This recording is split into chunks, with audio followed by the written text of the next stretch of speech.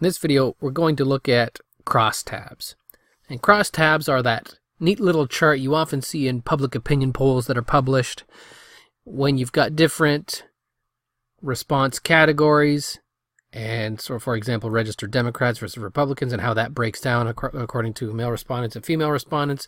The crosstabs will put each of those on a row and column in a short matrix, and you'll be able to see what percentage of the population chose each one of those options. You'll get to see the breakdown across categories. So you've got some nominal or categorical data, and you want to display that in a cross tabulation or crosstabs, and we can do that in Excel. So one of the first things I'll want to do is I'll select my data set. So I'm going to go Control Shift and down. So we've got about 350 rows here. It's quite a bit. Scroll back up to the top here. I'm going to go to Insert and Pivot Table. So your pivot table, your pivot chart, this is that table that allows you to, so it's got my input range. It's going to ask what your input range is, and I've selected mine. Where do you want the output to go? And so I'm going to just select a cell here, and that's where my pivot table will appear. So this is the placeholder for my table, and over here is my dashboard where I can drag and drop the different indicators. So what I want to do is, in this data set, we've got families that bought a sport utility vehicle, an SUV, and that's broken down by family size, large and small, and salary for the household, high and low.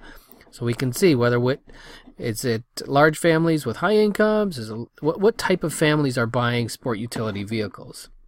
So we can drag these to the rows and the columns. I might want to put family size on one of them, so I can just grab family size and drag it to the rows, and so I can see my rows: large family, small family. Salary to the columns, high and low. So I've got large, small, high, low. I've got my matrix there, and then my values, the actual counts, would be SUV, and I want to drag that to the values field.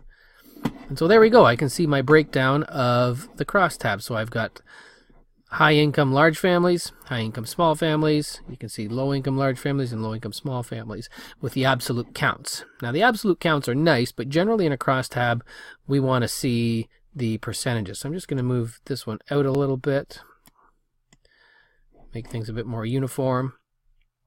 So to change that, to display them as percentages, I can go down to my values field again and just click that drop down arrow to give me my menu, and look for the value field settings.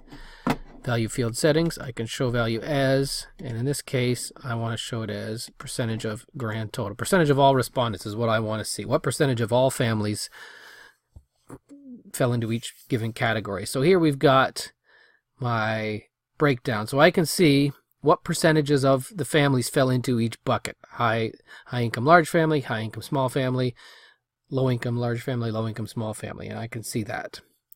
Visually, the crosstab is nice. You always want to see this, and you do see this in polling data. So anytime somebody reports on a survey or they give the top line results, you'll see crosstabs there. You can also display crosstabs visually, and so if I just highlight my data set and go to Insert, I've got some charts that might look okay with this, and one of them is a clustered column chart.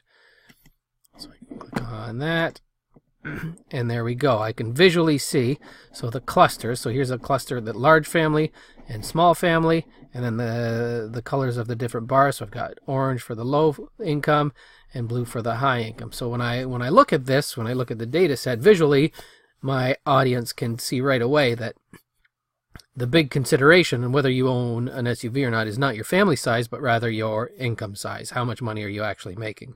And so that's a nice visual way. You could describe that in a narrative. You could put it in a crosstab, which is nice.